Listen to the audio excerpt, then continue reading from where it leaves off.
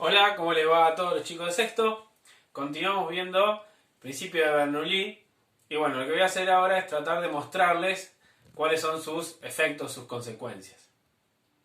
Acá tengo dos latitas suspendidas en el aire y van a ver que si yo soplo entre medio de las latitas, ¿sí? Uno podría llegar a intuir de que si uno sopla entre las latitas se separan. Bueno, vamos a ver qué pasa.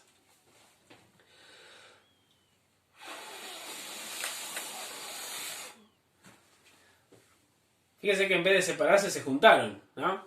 Bueno, para ver mejor el efecto, trajimos herramientas, ¿sí? Bueno, las voy a tener porque si no las tengo que ir a buscar a la esquina, las latas, así que las vamos a tener. Bueno, vamos a ver qué pasa, ¿sí?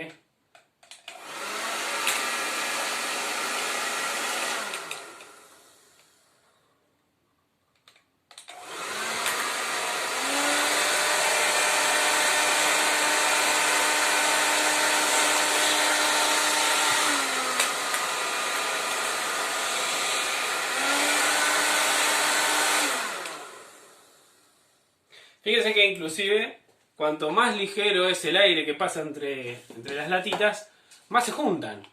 ¿Qué es lo que está ocurriendo?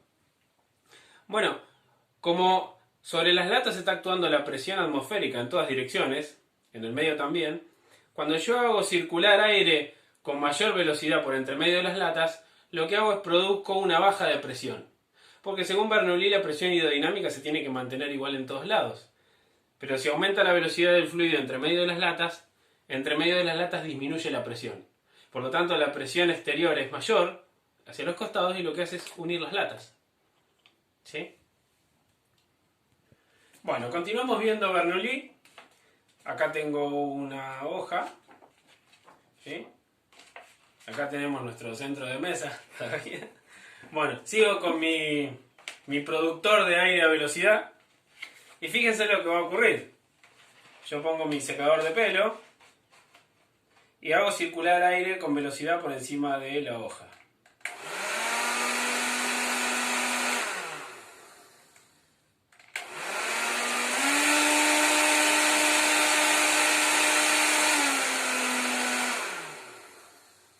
¿Qué es lo que está ocurriendo?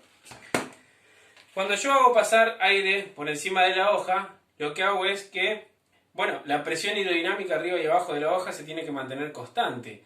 Pero como aumenté la velocidad del fluido por encima de la hoja, disminuyó la presión. Al disminuir la presión tengo una diferencia de presión. La presión atmosférica es mayor por debajo de la hoja que por encima. Por lo tanto, la presión atmosférica sube la hoja. Bueno, continuamos con nuestro principio de Bernoulli. Y esto está íntimamente relacionado con el vuelo de los aviones. Uno se pregunta, ¿cómo puede volar un avión si es más pesado que el aire? Bueno, tiene que ver con la forma de sus alas. Si nosotros hiciéramos un corte transversal del ala y la viéramos de costado, vemos lo que se llama la forma de un perfil alar. Y esto es que el ala de un avión es ligeramente plana por debajo, o a veces curvada, y tiene una curva más pronunciada por encima de ella.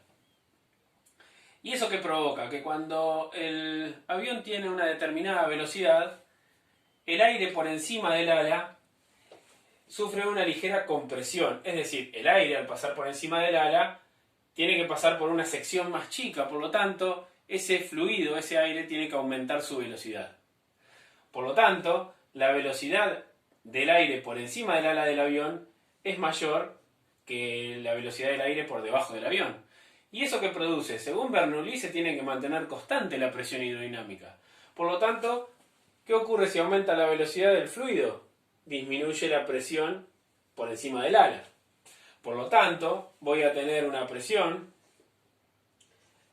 B que es mayor que la presión por encima del ala. Entonces, ¿qué ocurre? Si hay una diferencia de presión, ¿sí? El avión estando quieto en tierra, la presión atmosférica actúa igual en todas direcciones. Pero cuando el avión adquiere velocidad, la presión por encima del ala disminuye. Por lo tanto, la presión debajo del ala es mayor y esto produce que el avión tenga sustentación para volar.